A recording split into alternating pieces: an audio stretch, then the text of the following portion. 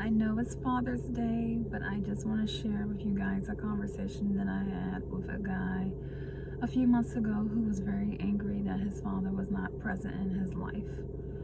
He stated his father should have been man enough to speak to him, come find him, or say something to him, or explain why he was not present. And I had to, because I know a 90-year-old who brags about they're not on Facebook on purpose because they don't want their lost children to find them. They are not mature enough to have a conversation about why they wasn't present in their life, and that they lived without a dad, so what's wrong with their children living without a dad?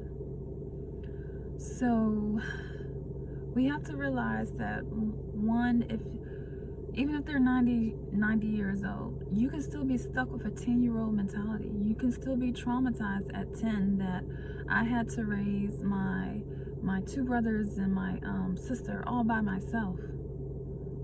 And there was no one in the house. There was no mother. There was no father. I had to raise children when I was a child. So now that when they get older, most people who have to raise their siblings, especially if it's more than one sibling, by themselves as a child to help out maybe a single parent or both parents were working and no parent was home, they have resentment for that. And some of them, they don't want to have any children. And even if they create a child, they don't want to have anything to do with it because of their childhood. They haven't healed. So there's still a lot of unhealed people out here, and I applaud this generation that is tackling like generational curses and stuff like that and saying, I'm not going to continue this pattern and stuff.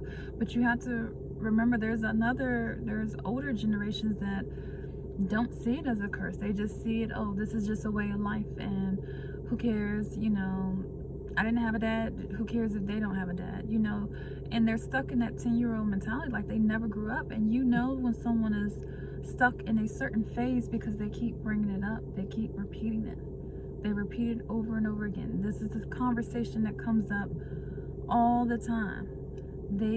When someone keeps going in the past about an event and they will not stop talking about it, and you might be loving enough to say, just listen, pretend like, most people who are nice, they'll just listen without letting the person know that, hey, you told me the story over 100 times, but that means they're traumatized.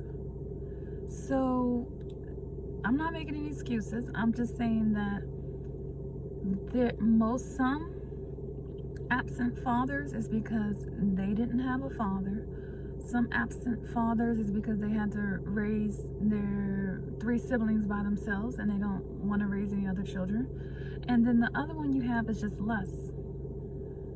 So some people just lust after other people, and they don't care if they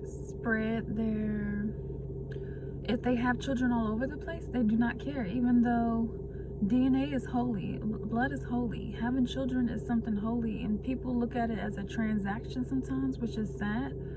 Not supposed to just like lust after people and just have children by random people and joke about it and laugh about it like it's nothing. And there's a lot of people who do that.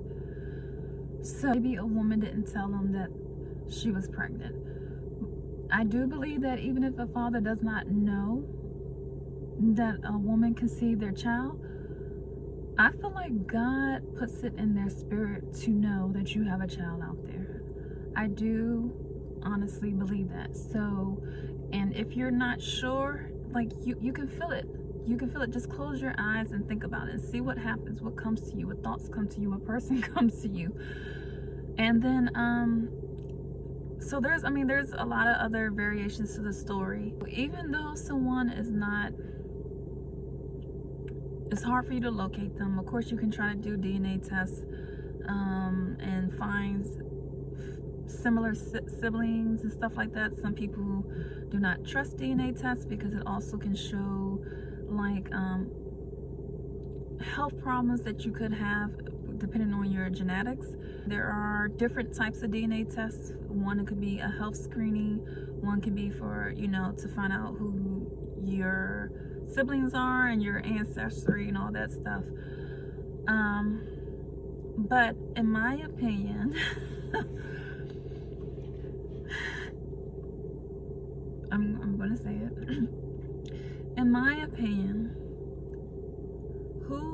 has the best GPS system in the world?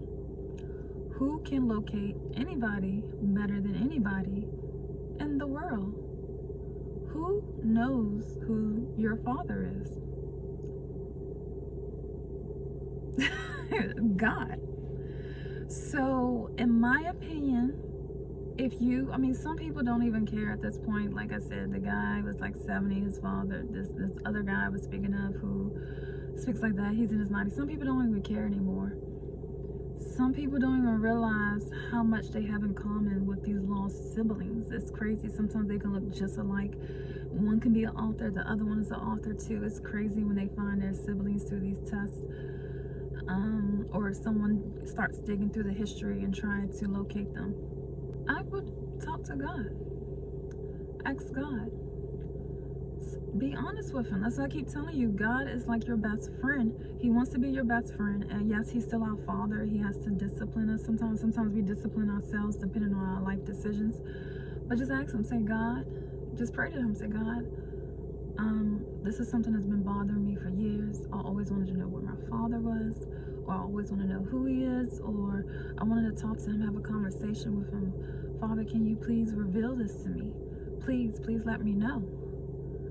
And pray to God. Give God some time. And I'm not promising anything. This is what you call faith. Faith is not logic. It is not realistic. Faith is the substance of things hoped for the evidence of things not seen. So that means faith is basically miracles. But guess what? God is a way maker. He is a miracle worker. So if you go to God and talk to him, say, God, can you please show me who's my father, or at least if I have siblings out there, God, I want to know about my history. Can you show me my history? What should I do? See how God leads you. See what happens. So I'm not promising you anything. There's a chance that unfortunately he may not be alive. There's a chance that unfortunately he's hidden himself so well people can't find him. But God is going to give you some type of closure. If you need to move on from the fact that you had an absent parent, God will give you some type of closure, especially if you're praying for it and asking for it. Okay, I think that's enough. Again, all I'm trying to say, I'm not trying to make an excuse for any absent parent. I just wanted to explain that there are 90-year-olds stuck in a 10-year-old mentality, maybe 15, at the most maybe 21, even though they're in their 90s. And they admit to it, and they admit that there's conversations they don't want to have, or they're never going to have, and they're avoiding it. But again, God is the best GPS locator in the world. He knows where your parents are, and if you need that closure, you can pray to God about anything. You are supposed to leave your burdens and worries at God's feet. So if it's bothering you and it's something that's you feel like it's stopping your growth, leave it at his feet. Pray on it every day. Keep praying.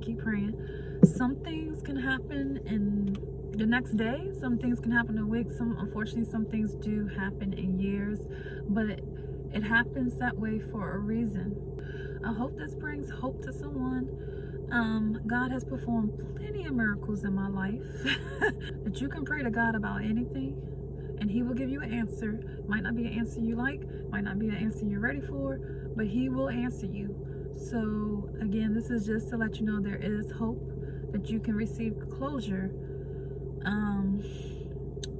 But you can just pray on it and go into detail that it's done in a way that is, it might not be something you want to know, but at least you have that closure, if that makes sense. Some people believe if you pray very detail oriented, he will deliver it just as you ask. So you may want to say, I want to know if I have other siblings, I want to meet them. God can make that happen. You can say, I want to meet my father or my mother. God can make it happen if they are still alive. So but just be prepared. Sometimes, you know, they say that thing like, be careful what you wish for, because say you do meet other siblings and then you have a loving heart and they're going through a hard time. Now your wife is mad at you because you're giving some lost siblings that you don't know, you haven't known or seen ever, money, and you're helping to provide for them. Now it's causing problems in your marriage. For yourself, just make some boundaries. Like, okay, if God was to, or am I too far in the future? I think I'm too far in the future.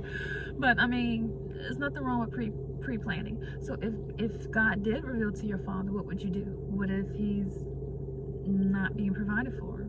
How would you handle that? What if you do have siblings that need help? How would you handle that? What if you have siblings that are manipulative and have problems? How would you handle that? So you can also think about that as well. A lot of people, when they pray about stuff and God gives it to them and they're fulfilled and they're happy, they forget to come back to God and thank Him for that and praise Him for that. So just don't forget to thank God for the closure that you receive. Hope everyone have a great day and just relax and